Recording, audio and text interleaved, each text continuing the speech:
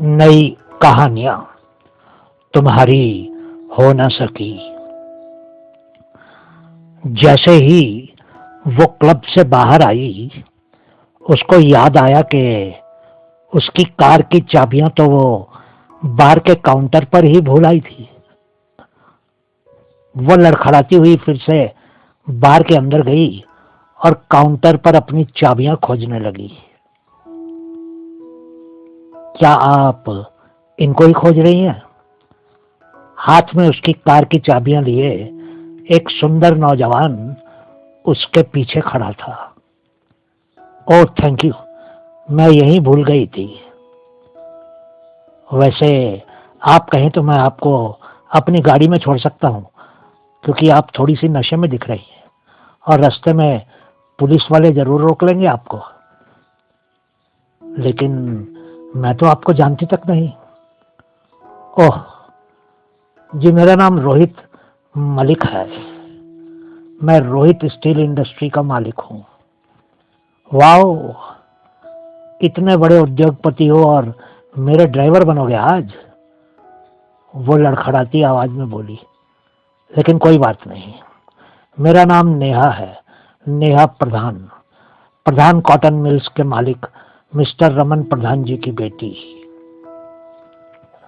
रोहित ने उससे हाथ मिलाते हुए कहा, बहुत अच्छा लगा नेहा तुमसे मिलकर।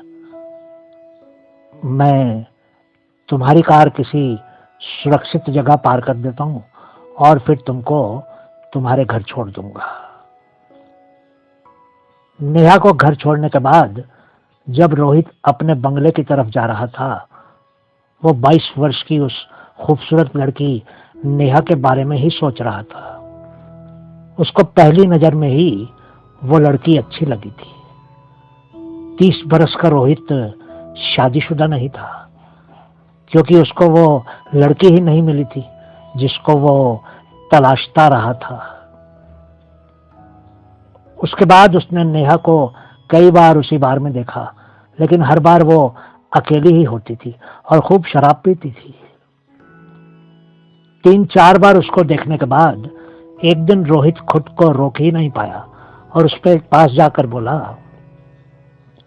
क्या आज मैं तुम्हारे साथ बैठकर पी सकता हूं नेहा? अरे, इसमें भी कोई पूछने की बात है?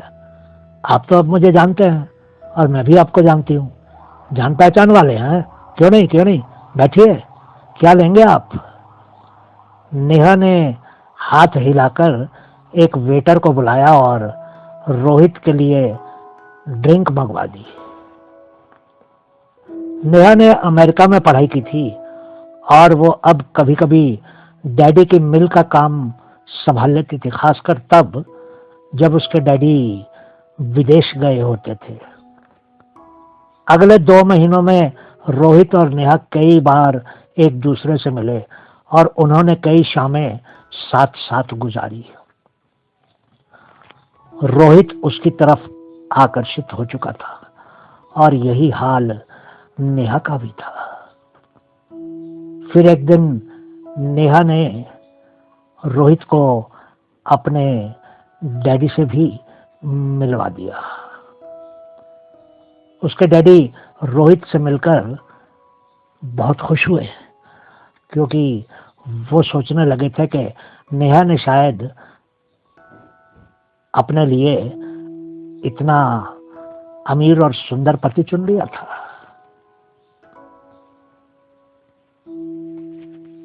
तीन वर्षों तक उनकी दोस्ती चलती रही, या यूं कहे कि उनका प्यार चलता रहा, और दोनों को अक्सर ही एक साथ देखा जाने लगा। उनके सभी दोस्त और रिश्तेदार इस बात पर यकीन करने लगे थे कि दोनों जल्दी ही शादी भी कर लेंगे। एक दिन नेहा ने एक प्रश्न पूछकर रोहित को असमंजस में डाल दिया था। रोहित, मैं जानती हूं कि तुम मुझसे प्यार करते हो और यह भी सच है कि मैं भी तुमसे प्रेम करने लगी हूं। पर रोहित, मेरी एक सीमा है और मैं उस सीमा को कभी भी पार नहीं करूंगी, आखिरी सांस तक।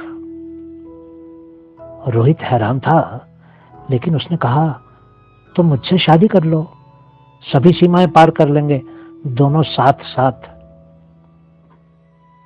नहीं रोहित, ये कभी नहीं हो सकता है, ये मुमकिन ही नहीं है।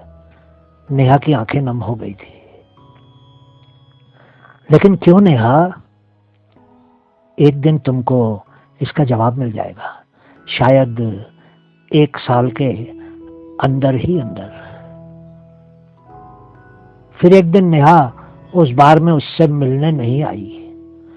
वो कई दिनों तक इंतजार करता रहा और उसने कई बार उसको फोन लगाया, लेकिन कोई जवाब नहीं आया। वो नेहा के डैडी से मिलने उनके दफ्तर भी गया, लेकिन उसको मालूम चला कि वो 1 महीने के लिए अमेरिका गए हुए थे। 1 महीने के बाद जब नेहा के डैडी ने एक दिन रोहित को फोन किया तो उनकी आवाज कांप रही थी। उन्होंने कहा, मेरी बेटी ने आपके लिए एक चिट्ठी भेजी है। मैं अभी वो अपने एक आदमी के साथ आपके दफ्तर में भेज रहा हूं। 1 घंटे के बाद रोहित नेहा की चिट्ठी पढ़ रहा था। प्यारे रोहित, मैं अचानक ही इस तरह चली गई, मुझे माफ कर देना। कुछ बात ही ऐसी थी।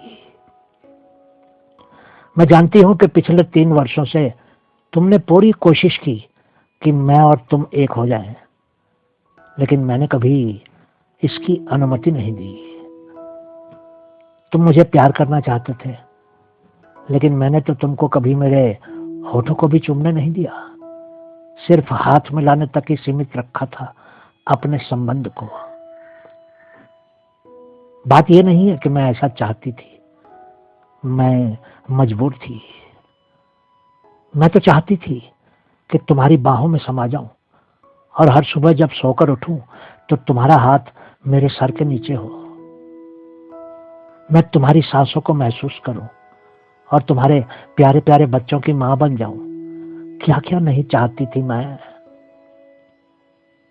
पर ऊपर वाला कभी कभी कुछ ऐसा लिख देता है जिसको मिटाया नहीं जा सकता है। रोहित, तुम अच्छी सी लड़की से शादी कर लेना।